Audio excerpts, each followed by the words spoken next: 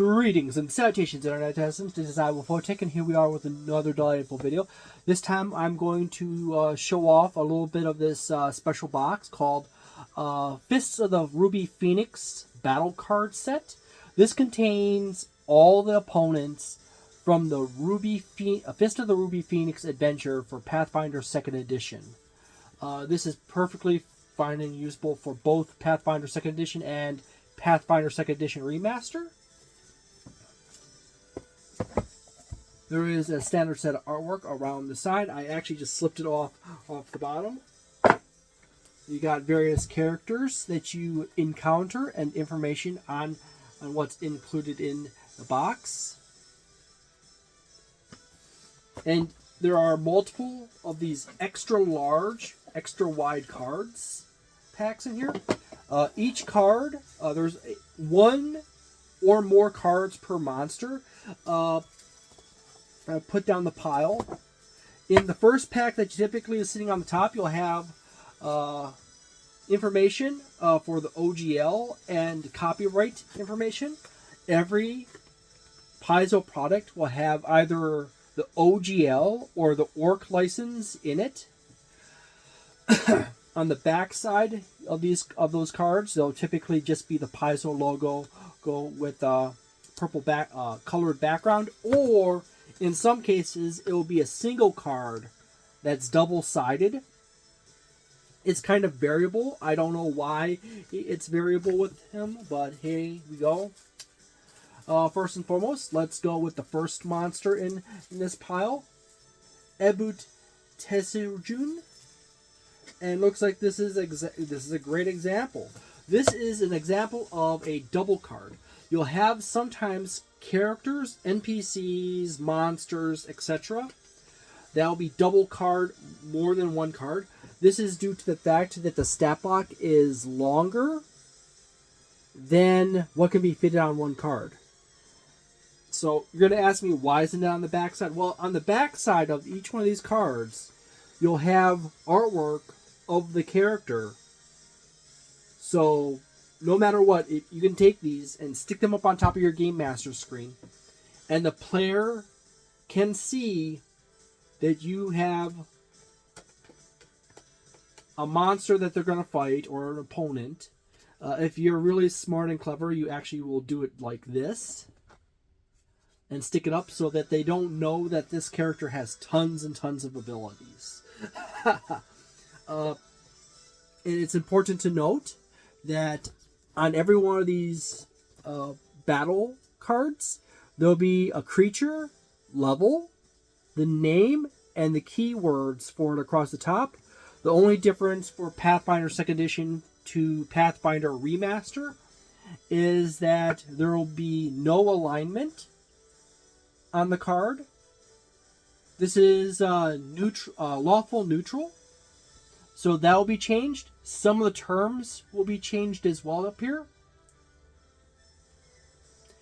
And as well as on top of that, there will be a few different keywords in here that are not used anymore in Pathfinder Remaster, but you can simply convert it over for as such to that. So you got double card character here. In this deck, in this pile of cards, it says it has over 250 cards. I can easily tell you how many cards because I'll go to the third pack and pull out the last card. It's actually 200. It says 213. Let's try the other pack. See if that's actually correct. Yeah, 213 cards in here. Where does that? 170 pawns? No. It says It usually says on the box 200 cards. So it has 213 cards, which is more cards than it says on the box.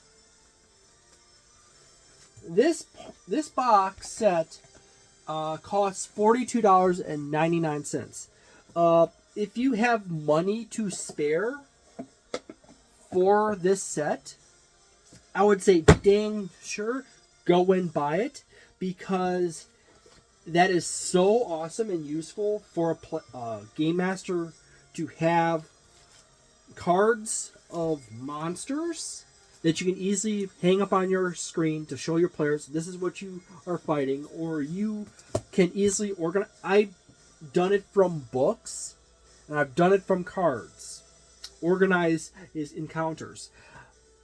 Organizing encounters from cards is vastly superior than going from the book, because you can literally just pick out the cards you want to play, the monsters you want to use with the cards, and set them off to the side. And when it comes time to do your encounter with the players, you just have all the information you really need for that opponent right there on the side right there. And if you have multiple different opponents, that would be spread out through the bestiaries or the monster manuals or Dungeons & Dragons, Pathfinder, Starfinder, anything. Straight up. It is so much easier just to have the cards spread out behind your screen or on your desk. Because when you have to go into the books and flip pages, put pieces of paper in between them, and flip constantly just to manage or review the abilities of an opponent, it takes valuable time during the game. Stop doing that. Just buy cards. Buy the cards. Pick out your critters. And then you could lay them out behind your screen.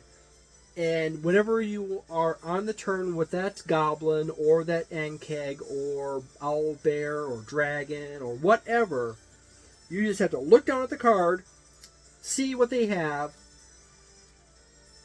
do the thing, move on to the next turn, and when you get to the next monster, you just look at that card for that monster, and it's so simple.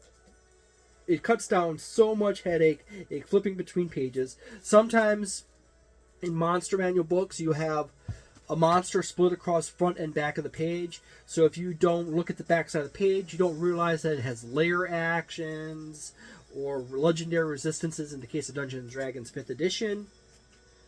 No sweat it. Monster cards are awesome.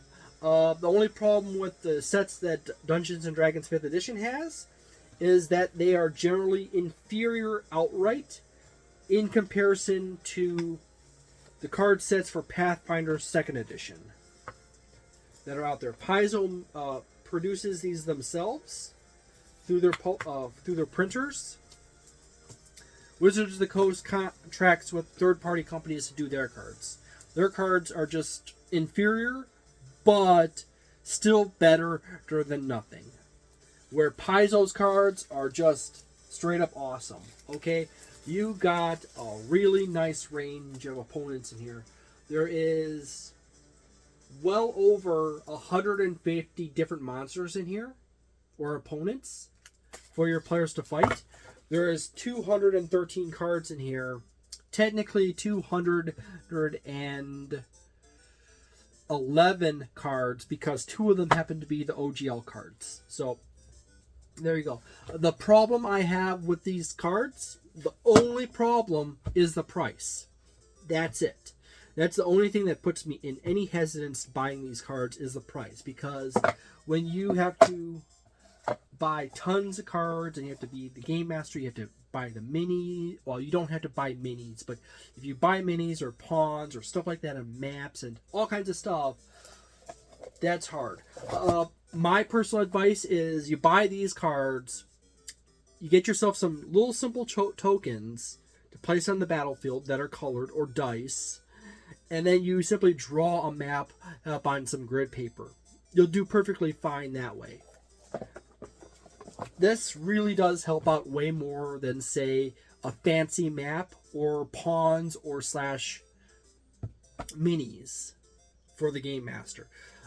If you have all these cards for Pathfinder 2nd Edition, the pawns and the minis are a really good add-on after that, after you've got to everything else. But in the order of things is, you know what, you want the core rule books as a Game Master, you want the adventures, and you want the monster books, you want the adventures, then you want the cards, and then the pawns and the maps. I would pick the pawns over maps because maps helps dictate what kind of situation you're going to be in. It's better to just draw the map. Maps would be like the last thing. These cards, if it wasn't for the fact that they're $40+, I would say that they're 4.5 stars or 4.75 stars, but they're really like 4 stars in themselves. They're expensive. They're awesome, but expensive. So if money is not a obstacle to you, they're 4.75 stars.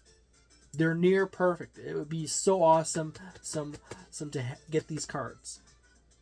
If you're stretched for money, get the bestiary books, or get these cards instead of the bestiary books. Okay, so you got the big boxes of these cards. These are awesome cards. So there you go. Thank you very much for watching this video.